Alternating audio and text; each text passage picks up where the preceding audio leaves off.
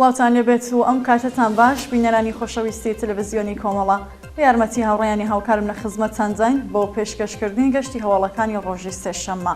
سەرەتا سەردێڕی گرنگترین هەواڵەکان: مەرگی گوماناوی بەندکراوێکی شۆڕشی ژینە لە سەرابلە ئیلام، دۆسیە سازی ئەمنیەتی دەستگای قەزای ڕژیم دژی ڕۆیا حشمەتی، دۆخی خراپی تەندروستی ئیلهام مدەڕەسی لە نەخۆشخانەیەکی تورکیا، ناڕزایەتی کرێکارانی شارەتزاری لە شوش و زاهدان، سەپاندنی سزای 95 ساڵ زیندان بەسەر 11 بەندکراوی سیاسی، سووتانی 16 کەشتی سوپای پاسداران لە باشوور ئێران و کوژرانی 2 فەرماندەی حەماس و سوپای پاسداران لە سووریا و لوبنان.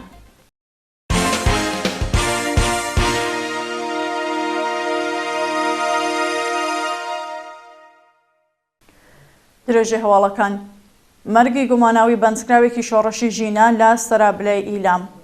ڕۆژی دووشەممە 18 بەفرانبار دەست بە سەرکراوێکی شۆڕشی ژینە بە ناوی جەواد فەریادیان لە ڕووداوێکی هاتوچووی گوماناویدا گیانی بەخت کرد. جەواد فەریادیان گەنجێکی ئازادیخوازی خەڵکی سەرابلەی ئیلام و یەکێک لە دەست بە سەرکراوانی بزوستەوەی ژن-ژیان ئازادی بوو کە بۆ ماوەی 2 مانگ لەلایەن دەسەڵاتی سوپای پاسدارانەوە شکەنجەدرا. ئەو لاوە شۆڕژگێرە لە ژێرە شکنجەی سەرکوزگەرانی کۆماری ئیسلامی کۆڵی نەدا، بەڵام ڕۆژی دووشەممە لە ڕووداوێکی هاتوچووی گوماناویدا پەیوەست بە کاروانی نەمران بوو. مەراسمی پرسە و سەرخۆشی جەواد بە بەشداری بەرینی خەڵک و وتنەوەی دروشم دژ بە کۆماری ئیسلامی لە شارستانی سەرابلە بەڕێوە چوو.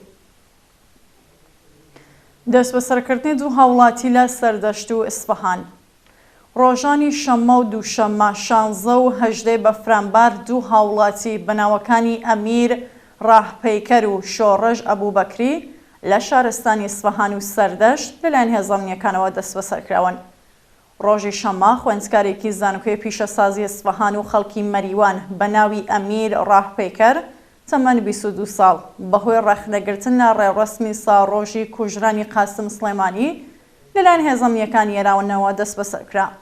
پێشتر هەواڵی دەست بەسەرکردنی 15 کەسمان لە ئیسفەهان بڵاو کردبوو کە ڕەخنەیان لە پرۆپاگەندای ڕەژیم بۆ ساڕۆژی کوژرانی قاسم سلێمانی گرتبوو. لەلایەکی دیکەوە بەرەبەیانی ڕۆژی دووشەممە شۆڕژ ئەبوبەکری هۆنەرمەندی خەڵکی سەردەشت لەلایەن دەسەڵاتی سوپای پاسدارانی ئەو شارە بە توند و تیژیەوە دەست بەسەرکراوە. جێگای ئاماژەکە هێشتا هۆکاری بەندکرانی و شوێنی ڕاگیرانی ئەو هۆنەرمەندە ڕوونیە و بنەماڵەکەی نیگەرانی دۆخی تەندروستی ناوبراون.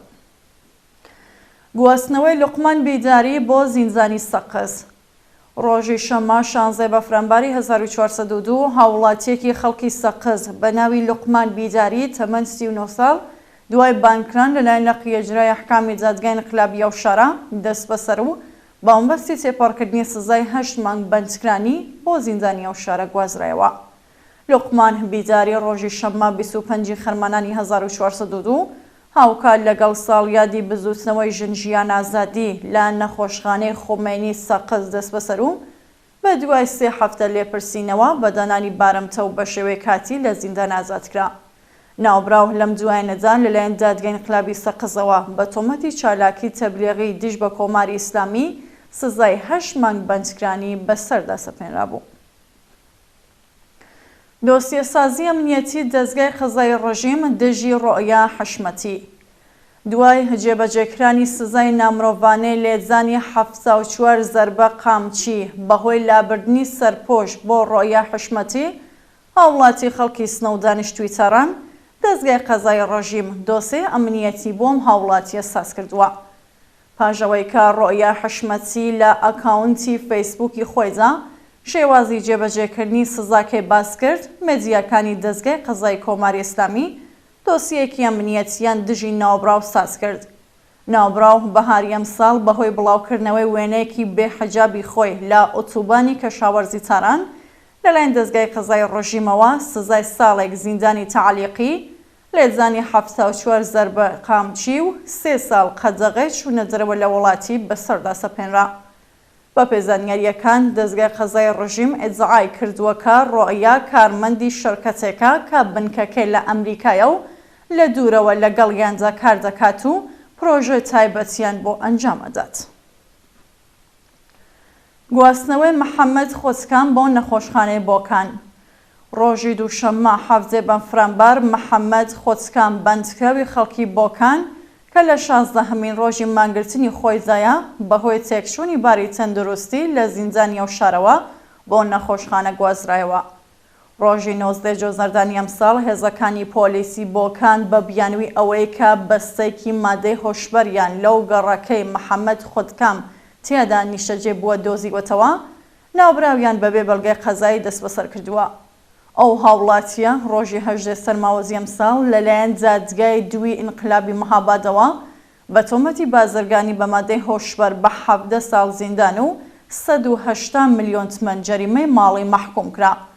محەممەد خۆچکام ڕۆژی دووی بەفرامبار لە ناڕزایەتی بە سەپاندنی ئەو سزایە دەستی دایە مانگرتن لە خواردن، بەڵام ڕۆژی سێ بەفرامبار بۆ بەندی تاکە کەسی گوازرایەوە و لە مافی چاوپێکەوتن لەگەڵ بنەماڵەکەی بێبەری کرا.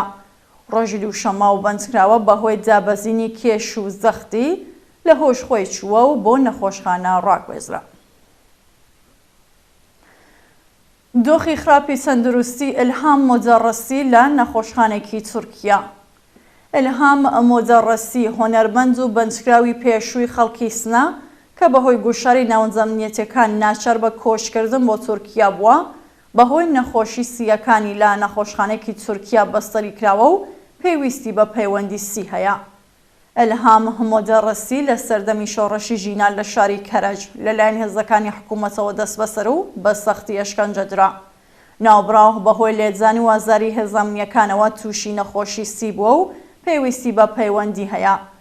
هەرچەند زۆر کەس ئامادەی خۆیان بۆ پەیوەندی سی دەربڕیوە، بەڵام بە پێی یاسای تورکیا ئەو کەسە ئەبێ خزم یان دۆستێکی 10 ساڵەی ئیلهام بێت. ئێستا ئەو پەنابەرە سیاسیە لە نێوان مەرگ و ژیاندا لە نەخۆشخانەیەکی تورکیا گیری خواردەوە و پێویستی بە یارمەتی ناوەندەکانی مافی مرۆڤ هەیە. ناڕزایەتی کرێکارانی شارەزاری لە شوش و زاهیدان. ڕۆژی دووشەممە 18 بەفرامبار کرێکارانی شارەزاری لە شارەکانی شوش و زاهیدان لە دۆخی خراپی پیشەی و معیشەتی ناڕزایەتیان دەربڕی. کرێکارانی شارەزاری زاهیدان ماوەی 5 مانگە حەقدەست و مەزایان دواخراوە و بەهۆی پێنەجانی حەقدەست لە دۆخێکی خراپدا ژیان بەسەرەبەن. بە وتەی کرێکاران وێڕای نەدانی حەقدەست سەنەواتی خانەنشینیشیان وەرنەگرتووە و هیچ بەرپرسێکی ڕژیم بایەق بە کێشە و گرفتیان نادات. لەلایەکی دیکەوە حەقی بیمەی کرێکاران بە ڕێکخراوی تەمین نیشتیماعی پەرداخ نەکراوە و کێشەی زەرمانی بۆ کرێکاران و بنەماڵەکانیان ساس کردووە. هەروەها 16 کرێکاری شارەزاری شوش ڕایەنگەیاندووە کە حکمی خانەنشینیان بە پێی یاسای پیشە سەخت و زیانبارەکان لە 25 ڕەشەمەی ساڵی 1401 دەرچووە. ئەبێ بەرپرسانی شارەزاری 180 بۆ 210 ملیۆن تمەن حەقی سەنەواتیان پێبدەن، بەڵام هێشتا ئەو بڕەپارەیە بە تەواوەتی بە کرێکاران نەدراوە. ڕێگری هێزەکانی ڕژیم لە بەڕێوەچوونی مەراسمی ساڕۆژی مەرگی باکتاژ ئاپسین. ڕۆژی دووشەممە 18 بەفرامباری 1402 دووهەمین ساڕۆژی قەتڵی حکوومەتی باکتاژ ئاپتین بوو، بەڵام ناوەندەمنیەتەکانی ڕژیم ڕێگەیان نەدا خەڵک لەسەر مەزاری کۆببنەوە و ڕێز لە یادی ئەو نووسەرە ئازادی خوازە بگرن. باکتاژ ئاپتین ڕۆژی 11 بەفرامباری 1402 لە کاتی پاندەمی کۆرۆنا بەهۆی بێبەشکرانی لە جەرمان لەلایەن بەرپرسانی زیندانەوە چووە کۆما و پاش یەک هەفتە بەسەری بوون لە نەخۆشخانەی ساسانی تاران ڕۆژی 18 بەفرامباری هەمان ساڵ گیانی لەدەستا. ڕۆژی ڕابردوو کۆمەڵێک لە ئەنجامانی کانونی نووسەرانی ئێران و چالاکانی سیاسی و مەدەنی سەرزانی مەزاری ناوبراویان کرد، بەڵام ناوەندەمنیەتەکان ڕێگەیان نەدا کۆبوونەوەکەیان تێکدا. سەپاندنی سزای 95 ساڵ زیندان بەسەر 11 بەندکراوی سیاسی. فاتمە حەقپەرست، محەممەد ڕەزا کامرانی نەژاد، وەحید سۆرخگۆڵ، کازم عەلی نەژاد، ئارشام ڕەزایی، مەیسەم غوڵامی، وەحید قەیدەرزادە، عەلی ئەسغەر حەسەنی زادە، سایانی ڕەزایی، پەیام باستانی پارێزی و حەجەتۆڵڵا ڕافعی، 11 چالاکی سیاسی لەلایەن لەقی 26 جادگای ئینقلابی تەرانەوە سەرجەم بە 95 ساڵ و 8 مانگ زیندان، جەزای ماڵی، شەلاق و بێبەشی کۆمەڵایەتی مەحکوم کراون. بە پێی حکمی دادگای انقلابی تاران وحید سۆرگۆڵ و پەیام باستانی پایریزی هەر یەکەو بە 16 ساڵ زیندان، ئارشام ڕەزایی بە 15 ساڵ زیندان و پەرداختی 15 ملیۆن تمەن جەریمە، کازم عەلی نەژاد بە 11 ساڵ زیندان، عەلی ئەسغەر حەسەنی ڕاد بە 8 ساڵ زیندان 11 زەربە شەلاق و پەرداختی 173,000 تمەن جەریمە، مەیسەم غوڵامی، وەحید قەیدەرزادە، محەممەد ڕەزا کامرانی نەژاد و حەجەتۆڵا ڕافعی هەر یەکەو بە 6 ساڵ زیندان، سامان ڕەزایی بە 5 ساڵ و فاتمە حەقپەرست بە 8 مانگ زیندان و 1 ملیۆن تمەن جەریمەی ماڵی مەحکوم کراون. سووتانی 16 کەشتی سوپای پاسداران لە باشووری ئێران. کاناڵی سکای نیوز ڕۆژی دووشەممە 18 بەفرانبار ڕاگەیاند ژمارەیەک کەشتی سوپای پاسداران لە جوورگەی قشم لە باشووری ئێران لە ئاگردا سوتاون. لە هەواڵەکەی سکای نیوزە هاتووە ئاگرێک لە بنکەی دەریای سوپای پاسدارانی ئێران لە دوورگەی قشم لە باشووری ئێران کەوتووەتەوە، لە ئەنجامدا 16 کەشتی سەربازی ئێرانی کە بەشێک لەوانە هەڵگری کارمەندانی سەربازی بەرەو یەمەن بوون لە ئاگردا سوتاون. هێشتا زیانە گیانیەکانی ئەو ڕووزاوە و هۆکاری ئاگرگرتنی ئەو 16 کەشتیە ڕوون نەکراوەتەوە. درێژە مانگرتنی کەشاوەرزان لە ئاڵمان. هەزاران تەراکسۆر لە ئیالەتە جۆراوجۆرەکانی ئاڵمان ڕۆژی دووشەممە 18 بەفرانبار مانیان گرت و بەرەو بەرلین بەڕێکەوتن. هاوکات لەگەڵ مانگرتنی کەشاوەرزانی ئاڵمان، ئیتیحادیەی کرێکارانی ڕێگەی یاسنیە وڵاتەش ئامادەی خۆیان بۆ پێیوەستبوون بەو مانگرتنە ڕاگەیاندووە. کرێکارانی ڕێگەی یاسنی ئاڵمان پاش بە ئاکام نەگەیشتنی دانوستانەکانیان لەگەڵ دەوڵەت بۆ زیادکردنی ڕێژەی حەقدەست ئەو بڕیارەیان دەرکردووە. هەروەها کەشاوەرزان لە سیاسەتەکانی دەوڵەت بۆ ڕێیازەتی یابووری و زیادکردنی نرخی سوتەمەنی بەهۆی وەلانانی یارانەوە ناڕازین و دەڵێن دەوڵەت دەیەوێت کەمنی بوجەکەی لەو ڕێگەیەوە قەرەبوو بکاتەوە. دووە هەواڵ کوژرانی دوو فەرماندەی حەماس و سوپای پاسداران لە سووریە و لۆبنان. ڕۆژی دووشەممە 18 بەفرانبار ئەرتەشی ئیسرائیل ناوەندی غەزە و باشووری لۆبنانی بە چڕی بردومان کردو بەهۆیەوە دەیان فەلەستینی دیکە گیانیان لەدەستا. هەروەها لە ئەمەڵیاتێکی تایبەتدا فەرماندەیەکی سوپای پاسداران لە سووریە کوژرا. بە وتەی وەزارەتی بەهداشتی غەزە لە ماوەی 24 کاتژمێری ڕابردوودا 73 فەلەستینی گیانیان لەدەستاوە کە 8 کەسیان ئەندامی خێزانێک بوون. هەروەها 99 کەسی دیکەش بریندارن و بەهۆی نەبوونی ئیمکاناتی دەرمانی و بەهداشتی گیانیان لە مەترسی جددیدایە.